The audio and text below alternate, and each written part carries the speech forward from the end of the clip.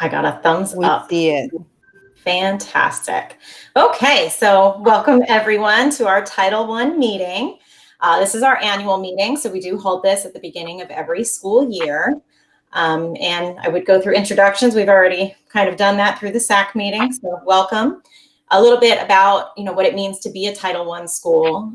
That's what you'll be finding out about tonight, the rights you have as a parent or family member of a child who attends a Title I school. And we will share specific information and answer if you have any questions about the Title I program. Okay, so according to our federal guidelines, every Title I school must hold an annual meeting. And this meeting allows parents and family members to play an important role in their child's education. It also gives us an opportunity to ask for your help and your input to help us improve our program. So what is Title I? Well, it is part of the Every Student Succeeds Act. And this was first passed into law in 1965 under President Johnson.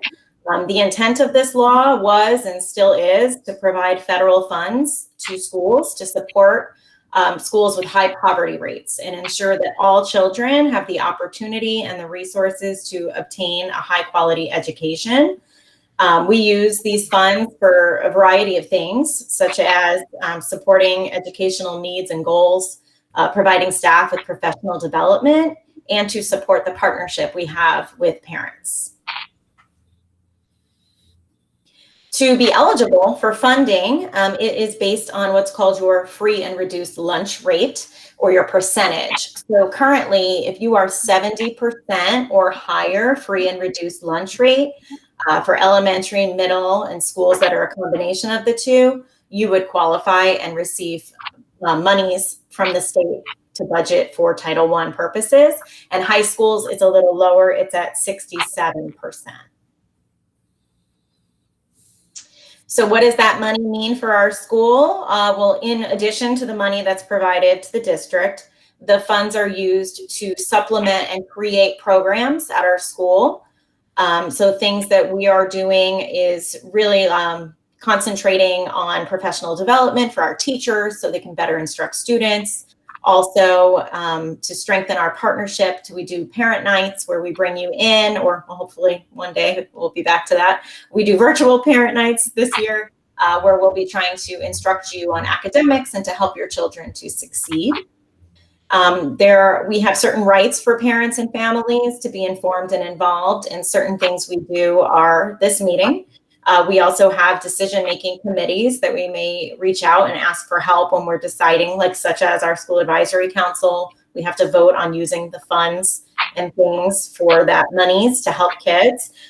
Parents' right to be involved, the parent and family engagement plan, which we'll be going over a little bit tonight. Our school parent compact we'll also look at. Our parents' right to know notifications, which went home basically saying you at any time have the right to know about your teachers that are teaching your students about their qualifications, knowing that they're qualified. And then surveys that we'll be going over as well. So school-wide programs, the point is all students will benefit, all teachers will benefit, and all families will benefit. So it is a partnership, and it takes all of us to make it work. So for our Title I focus, this is a lot of the information that we did go over last week in terms of our school improvement plan, but I'm going to just review it again, not in as much length. I know that you had that presentation, so I know a lot of you probably have already gone through it. Our area of focus is to ensure effective and relevant instruction for success of all students in content areas in alignment with our long-term outcome number 1 of increasing reading on grade level to 75% by 3rd grade, and our other long-term outcome of ensuring high school readiness. So when we were reviewing our school data, we see that our lowest component is within our math achievement. Our school in FY18 scored 79% achievement, and in FY19, we dropped to 74% achievement, which was a decline of 5%. In FY18, we had learning gains of our students who tested at 84%, and we decreased by 21% the following year to 63%. And then our learning gains for our students that are in our lowest quadrant, our lowest 25% is what we call them. They were in FY18, 75% made a gain, and we decreased by 19% to 56% in the FY19 school year. So last year, FY20, unfortunately, we did not have the state assessments to look at for data, but we did have our diagnostic assessment, which was administered prior to us being out of school in March. In that data, it showed we were predicted 69% to be at the achievement level of a 3, 4, or 5. And that was about 5% below what we scored on our FY19 FSA score. And our learning gains from that same diagnostic predicted us to be at 60%, which was about a 3% decrease from the FSA score prior.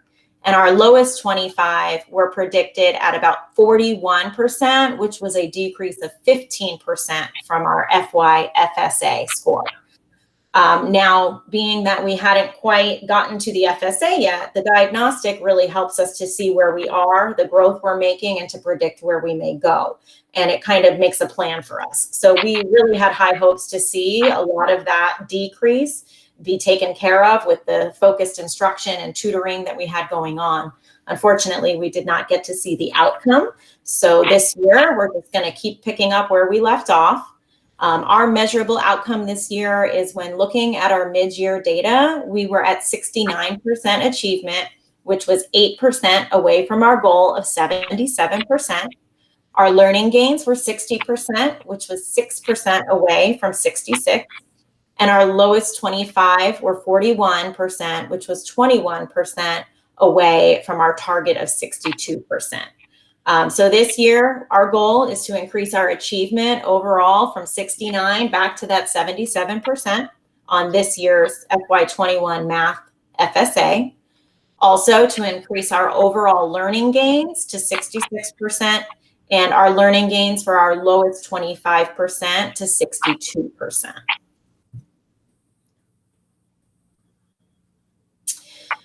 The way we meet our goals is through our school-wide plan. And this year, our Title I funds are allowing us to do quite a few things with that.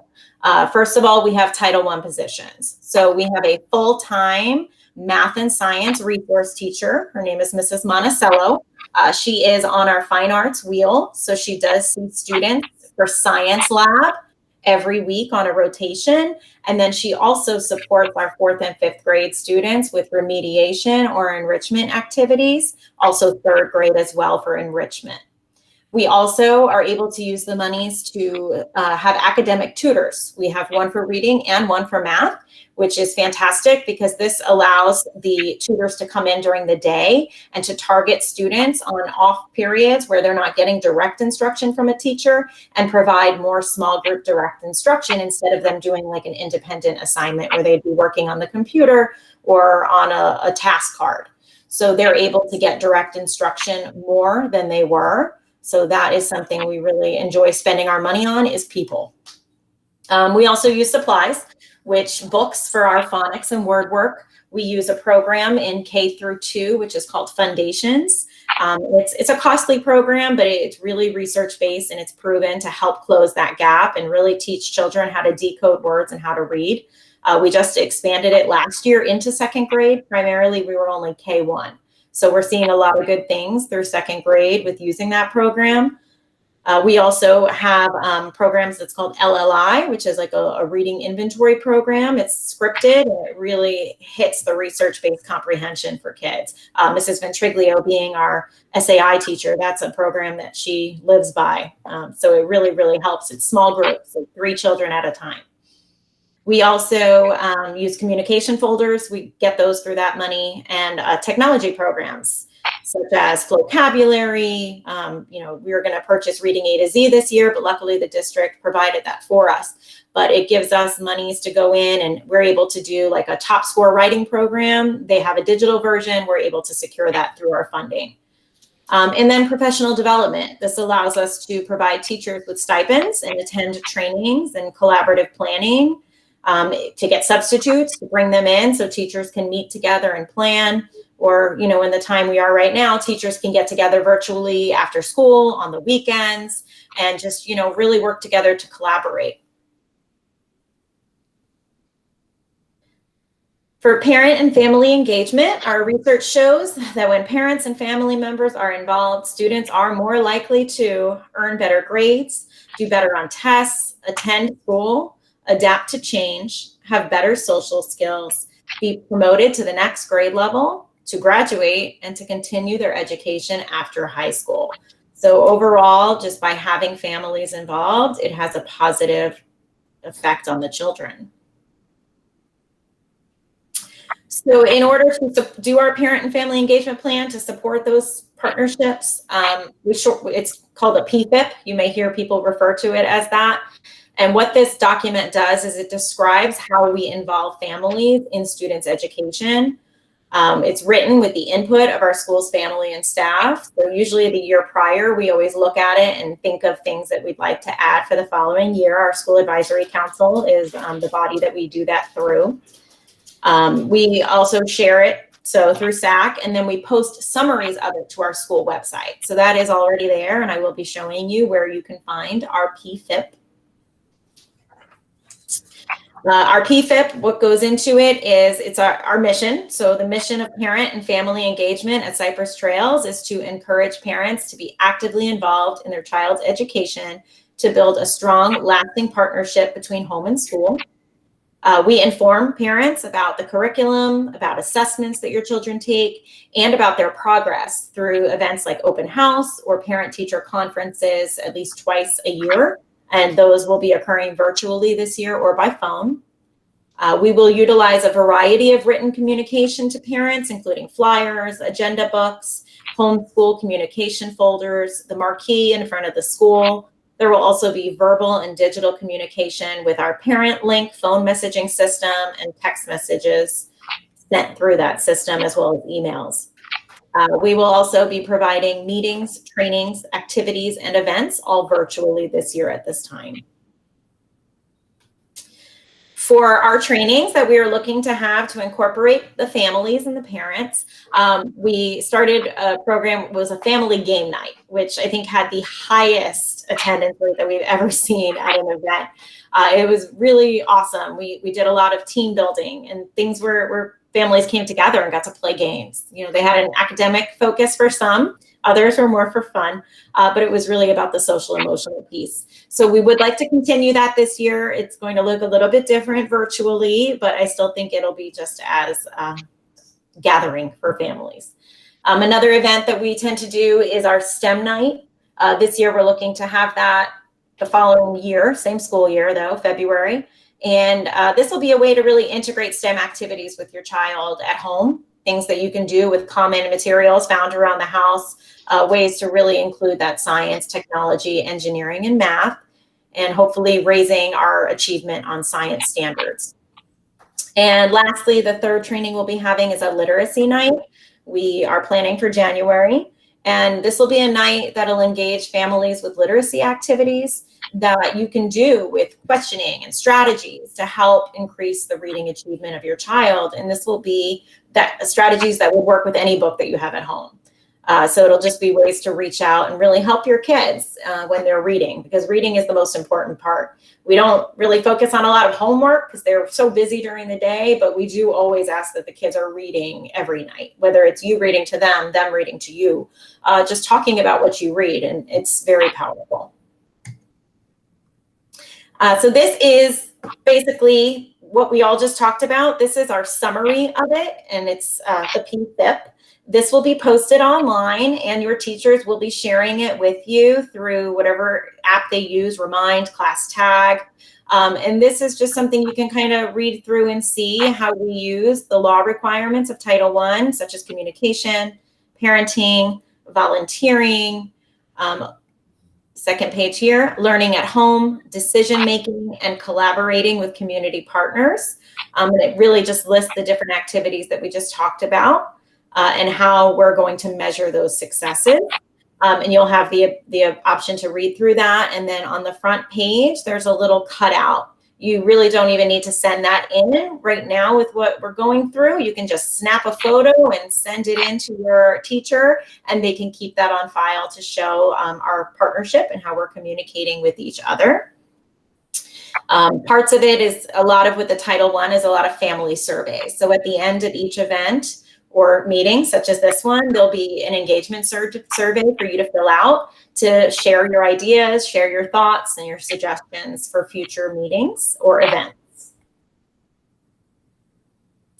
The other important document for Title I is called our School Parent Compact. Each Title I school must have a school parent compact that is written by the parents, family members, and school personnel. This compact sets out the responsibilities of the students, of the parents, and of the family members, also of the school in raising student achievement. So we have this document and we add to it every year. We don't reconstruct it from nothing because a lot of work and ideas have gone into this, and I feel like every year we make it a little bit better. So taking a look at that together, can you see that? Can someone give me a heads up? Is it large enough to read? I'll try to like read a little bit of it out. So basically the family, what they are agreeing to, their piece. And we've had to make some tweaks for virtual learning. This is the first time we've ever added components that are virtual to our compact. So some of these are brand new items, but the family is agreeing or ensuring that their child will be well rested with having breakfast, whether that's a home breakfast or a school breakfast, since we provide free breakfast every day, and then is prepared and dressed appropriately in the school uniform for school. They will ensure that the child is at school or logged in virtually and on time every day. Ensure that the virtual students have a quiet workspace with a background that is free of audible and visual distractions. Ensure that the child completes and returns any home learning assignments if there are. They'll support the school in its effort to maintain proper discipline. Read with your child and let your child see you read. Keep the school informed about any changes in family situations or telephone numbers, addresses to ensure safety. This would include changes to dismissal by letting us know either in a written note or a phone call before 1:30 so we can plan and get your child home correctly. Maintain regular communication with the teacher through however you like, class tag, the agenda, email, office hours. Stay informed of your child's education and communicate with the school or teacher by reading all the notices from the school or the district that come out. Modeling respect for your child towards the staff or school personnel. Participating in decisions relating to your child's education and attend or volunteer at school, whether that's virtual or in person, depending on what's allowed, and community events. Participating in the school activities, allowing virtual students to work independently when appropriate for assessments and class assignments. Setting up parent-teacher conferences for virtual students during non-teaching time and refrain from discussing individual student matters on the live meet with students present. And then using best judgment for keeping your child home if they are feeling ill or showing any signs of sickness. So part of the compact is really a discussion. So at this point, before I move on to the next piece of it, does anyone have any suggestions of anything that they would like to see added into the family component of the compact? Things that the family or the parent would be agreeing to do?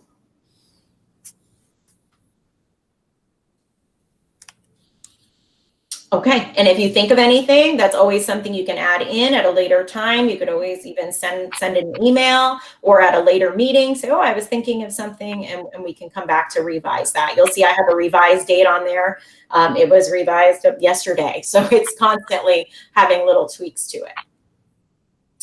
Now the next part is the school, and what Cypress Trails is agreeing to do is to provide a safe learning environment that's conducive to learning, ensuring that every child knows that he or she is valued and respected, providing high quality curriculum and instruction in a supportive and effective learning environment that enables the students to meet Florida standards for reading, writing, and math, and the next generation Sunshine State standards for science and for social studies.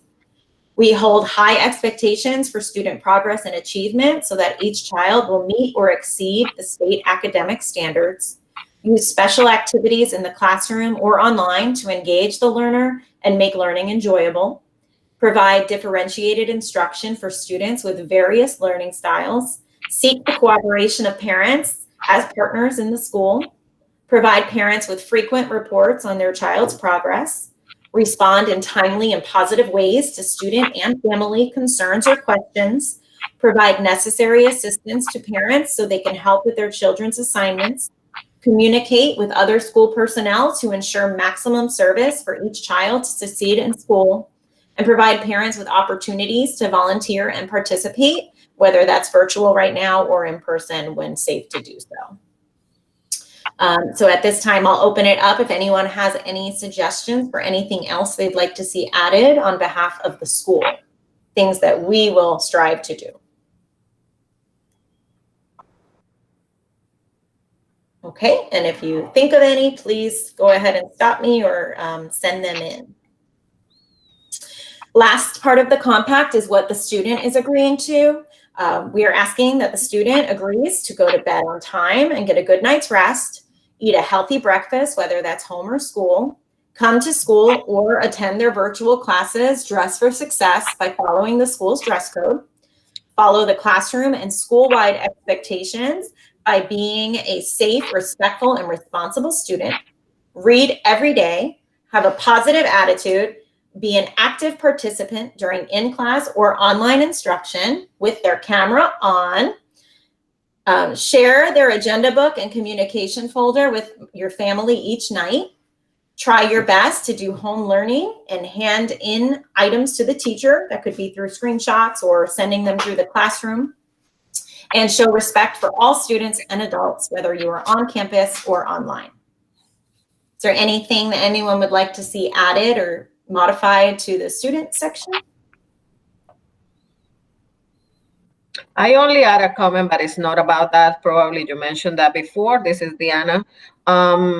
You know, it might be that I don't know where to look for, or if that was shared prior and maybe I miss it. You know, right now I have the opportunity to work from home, so I'm more connected, right, with the school activities, and I don't have to be back and forth at work. I'm only from home. But, you know, I just wanted to know if we or the parents have access to the curriculum and the metrics for academics of, you know, the year or ahead of the semester.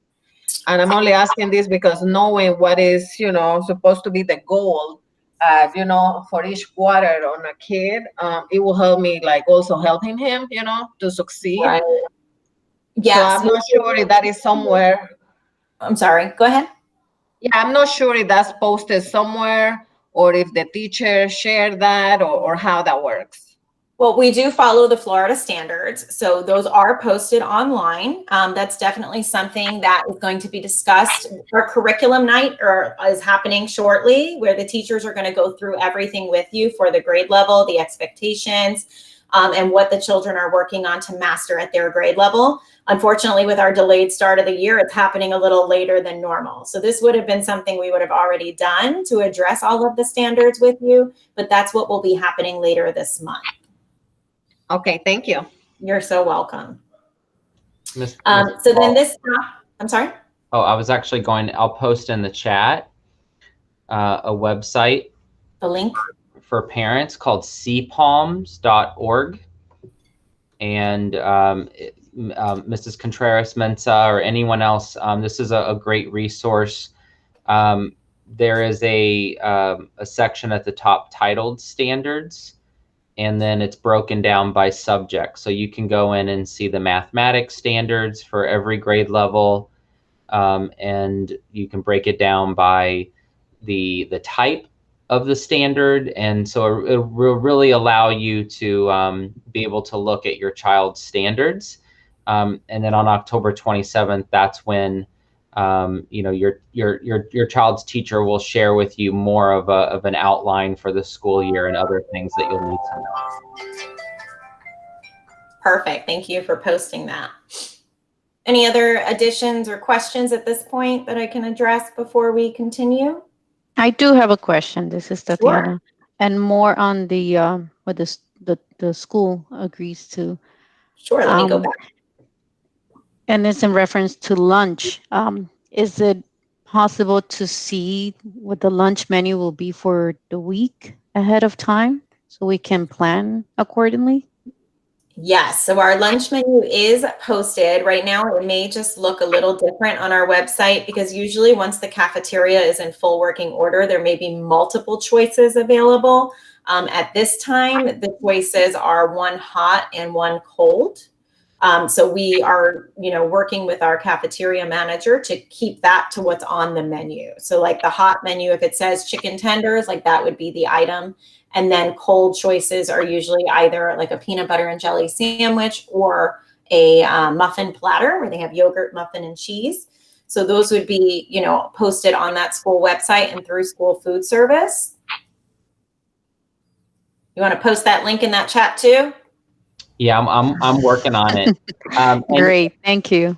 And yeah, to reiterate what Mrs. Hall's saying, it's been different just to try to provide one option for hot and one option for cold each day. So we have our school food services had to go kind of off menu a little bit. So we've been unable to post the exact option.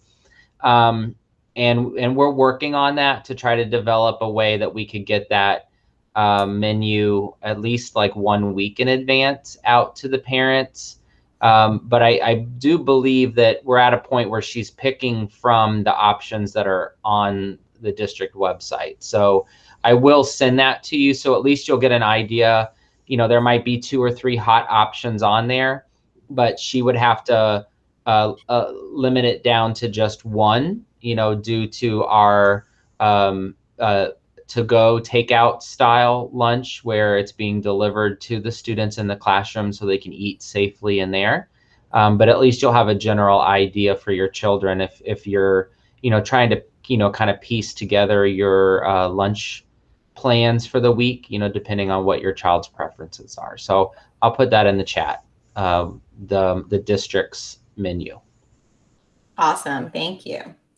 So now this document is another that's posted on our school website, and your teachers will be sending this home as a attachment to maybe a class tag or a remind message, because this is a document that we have the teacher, the principal, the student, and the parent all sign this document. And then this is our contract together. So this will be referred to throughout the year during parent-teacher conferences, just showing, these are the things that we've agreed to, and then we have to, keep good on our word and hold up these parts of the document.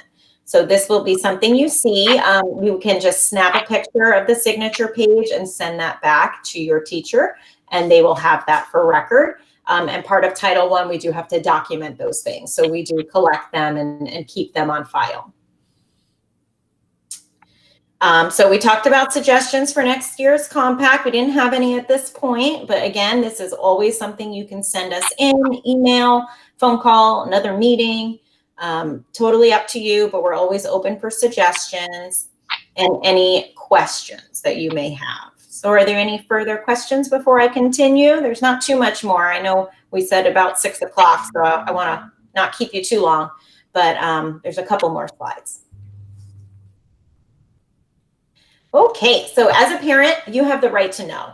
You have the right to ask about the professional qualification of your child's teacher, if non-teacher personnel are providing instruction to your child, and if so, what are their professional qualifications?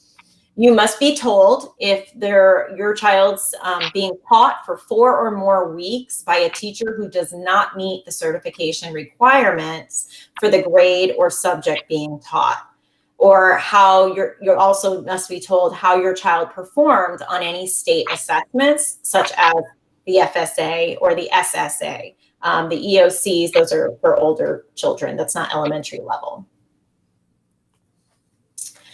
We also, through Title I, we do some work with Migrant Education. This is to ensure the needs of migrant students, that they are being met, to help them overcome any breaks in schooling, any cultural and language barriers, social isolation, health-related problems, transition to college or work after high school. It's to improve the educational opportunities of these students by helping them to succeed in the regular school program, to meet the challenging state academic content, to achieve grade level academic standards and to graduate from high school. And the other types of programming Title I is heavily focused on is homelessness. Any students experiencing homelessness. Now, this isn't meaning like they have absolutely no home at all, like they're living on a street. This also means that they may be living in a motel or a shelter or a vehicle. Obviously in a street or, you know, an abandoned building, but we have a lot of children and families that are living together in one home with friends or with relatives. So there are so many resources we can offer for any family that is experiencing any of those things. So for students that are experiencing homelessness, we have a contact person. That's Mrs. E. Egyptiaco. We call her Mrs. E for obvious reasons. We can't spell her name and say it.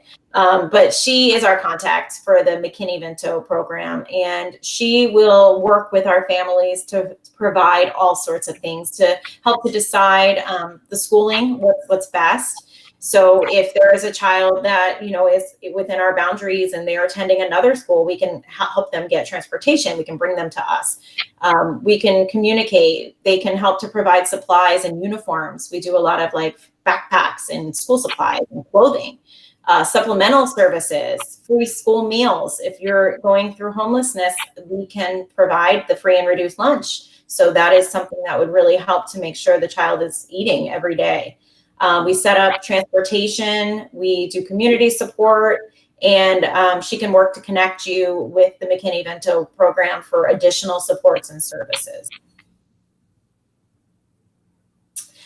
So at the conclusion to this meeting, this is your opportunity first to provide any questions you have or to provide any feedback on any of the documents or things that we've talked about. At this time, does anyone have anything they'd like to share or add? Yes, sir. So at the very beginning, when you talked about the reduction in progress, I'm assuming that was COVID related. So, okay, so the reductions that we saw, the first one was from FY18 Florida State Assessment to the FY19 Florida State Assessment, which was not COVID related. We saw a large dip in our mathematics overall achievement, learning gains, and our lowest 25%. Some of the reasons that we attributed to that, prior year, we were off the charts in mathematics, but our reading had a huge deficit.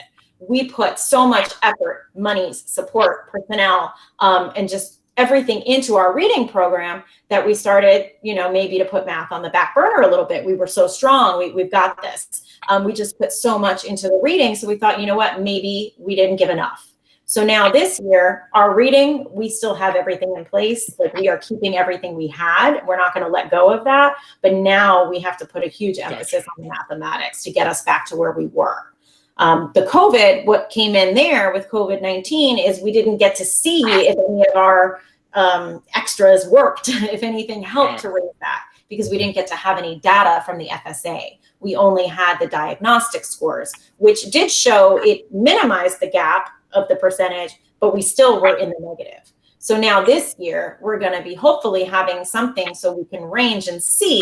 However, we do have COVID-19 to worry about, that we had a gap in instruction. The children were virtual from March until they came back, or some of them are still being virtual.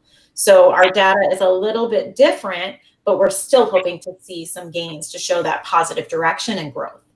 Yeah, and you know, too, if you go back and look at it, you know, you'll see that we did take a dip in proficiency in math, but not as big of a dip as we took in what's called learning gains. And one thing we recognized is that by having higher math scores in previous years, it sets the students up. By the time they get to 4th and 5th grade, they have to maintain those same scores that they got the year before. And what we were recognizing is that we had a really strong culture in reading support, because reading gets a lot of time during the day. Reading gets, on some grade levels, 3 hours a day, whereas math gets 1 hour a day. And so we realized that we had to tackle the challenge that, students have to maintain their high excellence in math each year. Math gets harder every year. 4th and 5th grade math has more standards and they move faster. So what we started doing last year is we used our Title I tutors to try to address any deficiencies in math. And so if we only have an hour to work in math, we're teaching new content, but then we had the Title I tutor work with students to maybe take the content down to their level.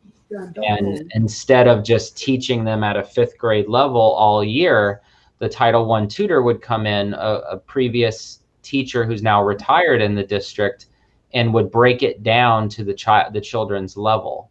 And then we would also strategically pool groups of students during other times of the day to fill in gaps. So we were seeing gains, we were seeing success before COVID last year. So we definitely are confident that we're gonna, address and just build a stronger culture to remediate students in math. We've got this. But good question. I know, and it's hard to kind of connect all the years because we're always like a year back from the test score. So it's like we're going all the way back here to 18 and then 19 and now 20. We don't have the testing data, but 21 this year, hopefully we will. Are there any other questions or comments, feedback, suggestions? Okay, so I just want to thank you for the invitation. I really find this meeting very very informative, and I'm glad I'm here. So I hope I'll attend the next one. Thank you again. Of course. Thank you for being here. We really appreciate that. And we love bringing new families in, and we hope you come back. So keep an eye out for those call outs from Mr. Salter and Mrs. Ventriglio. She'll always send information about our school advisory council. So lastly, for conclusion, for Title I purposes, we do have to do an evaluation just to show that the information was given and for you to give us a chance to grow. The last things like what went well, what did you understand? And then, what are some suggestions for feedback that we can improve on? We're always striving to improve that growth mindset. So I did post the link in the chat box for you. If it's not something you want to do right now, that's okay. It is posted on our school website. When you go to palmbeachschools.org and you look under schools, you would click on Cypress Trails. And then under students and parents, there's a tab and it'll bring up a menu on the left side. Let me go ahead and show you real quick. I can share this part of my screen.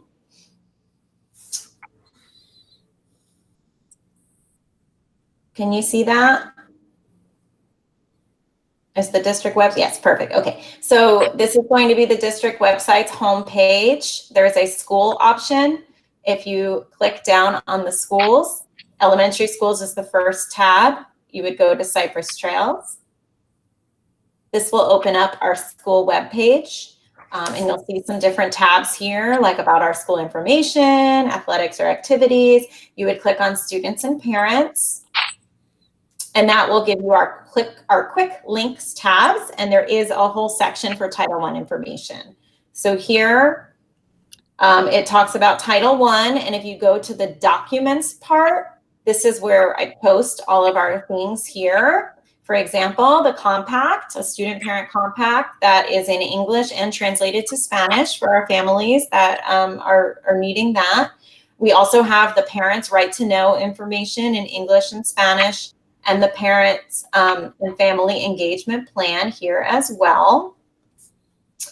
I don't know where he put my link. Hold on just a second. And then if you click on the Title I annual meeting invitation, this is where you're going to find the survey. So you have the English version or a Spanish version, as well as a copy of the invitation if you would like that for your records or, to frame it and put up to show your love for Cypress Trails. Did you say frame it, Mrs. Hall? Frame it, you frame it.